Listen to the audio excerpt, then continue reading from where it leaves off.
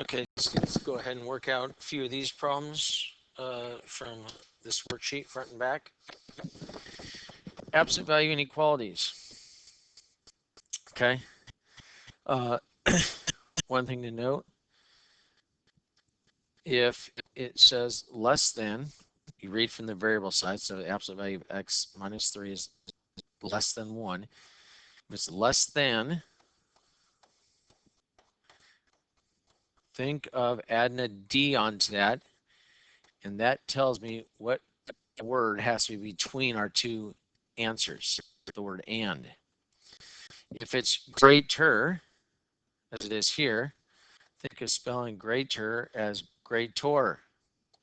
So it tells me it's an or in between our two answers. Okay? Remember, you always read the inequality from the variable side, whatever side the variable is on. Okay, so when I have an absolute value equality, an equation, or an inequality, I'm going to have two equations or inequalities I'm setting up. The first one, all I do is take off the absolute value itself. The second one, remember, it's going to be an and, so I say and. The second one is I switch the inequality sign and multiply the other side by -1. So those are my two inequalities that I have to set up and solve, and then graph.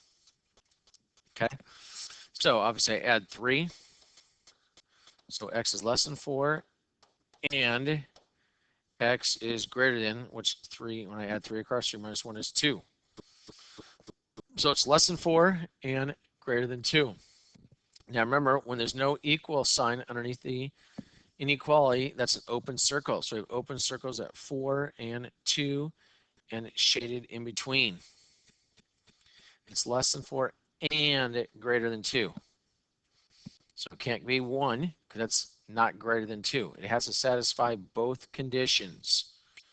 Okay? So there would be my answer algebraically and then graphically right there. Okay? So and, another thing to remember, and almost all and ones, if there's a solution at all, it's going to be shaded in between my two endpoints or my two boundaries. Okay? If it's an or, it usually goes in opposite directions, left and right, out to the side. Okay? Not always, but usually. Okay, so when it's an inequality, an equality like number 5 here, you're going to just have those two answers. It's not shaded. You'll just get two answers, and you just put those two answers on there. Because it's not a range of answers, it's just two specific answers. Okay, so here express each statement in terms of an inequality involving absolute value. Do not try to solve. So all you're doing is setting this up. Mary's bowling score was within 10 pins of her average score of 105. So our average score is 105. Okay. Within 10. Okay. So it could be plus 10 or minus 10. Okay. So what does that mean? It goes up to, it's less than 115 and it's greater than 95. Okay. Involving absolute value. Okay. This is going to be what my answers should be. Now, it wants an absolute value. So how I'm going to express that now, just common sense tells me this is what I should get for my answers. That's not the answer to this question. So I have some x value, okay, plus 10 absolute value is less than 105.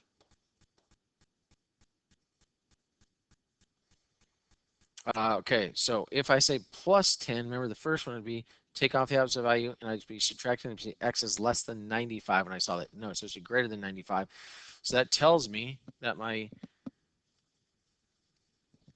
sign right here is wrong.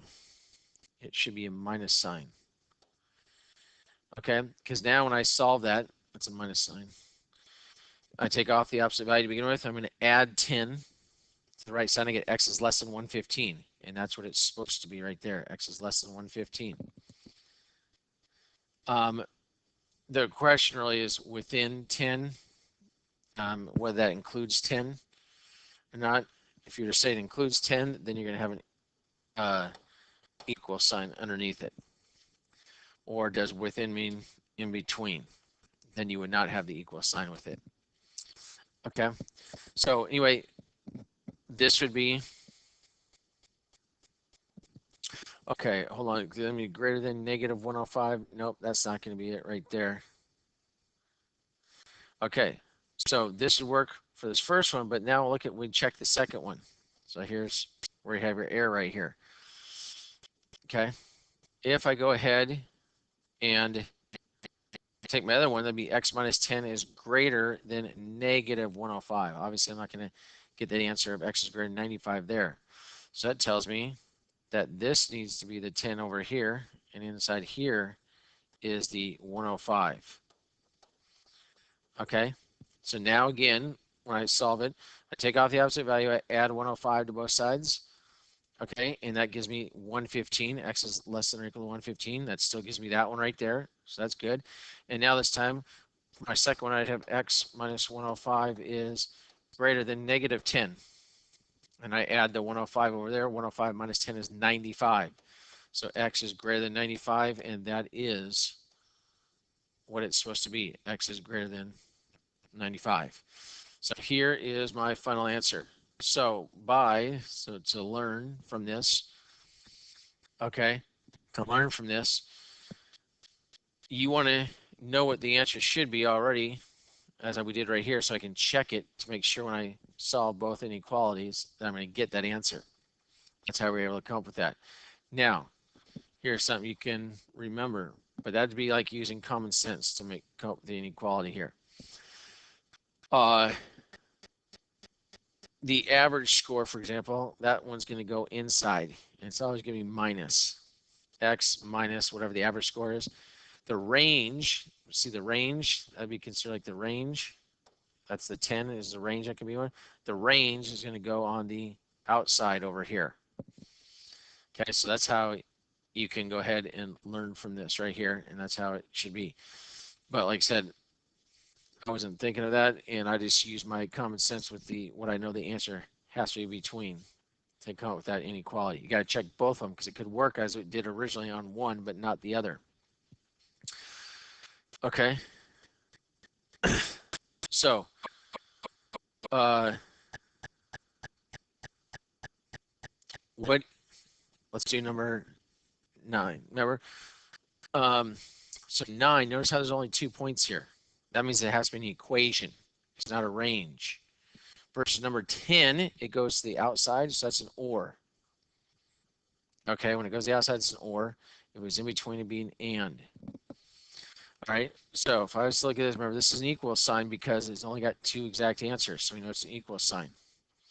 Absolute value of x minus the midpoint.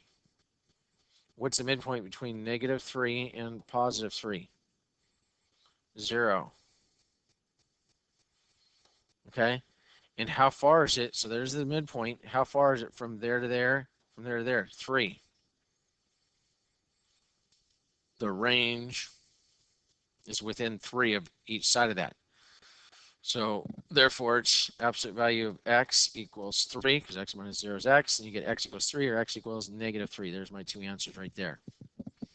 Okay? All right, other side now. Statistics. Box and whisker plots. A and B to answer each question. Remember, we've already done this before. Now you're just starting with the box and whisker. We came up with that box and whisker before. Now you're starting from it and just reading backwards here. So that's Q2, also called the median. There's my Q1, the lower quartile. There's my Q3, the upper quartile. And this would be the max. And this would be the min. Okay, So that's how you read that. And now you can go ahead and answer those questions. Okay, so that's for 1 through 11. Okay,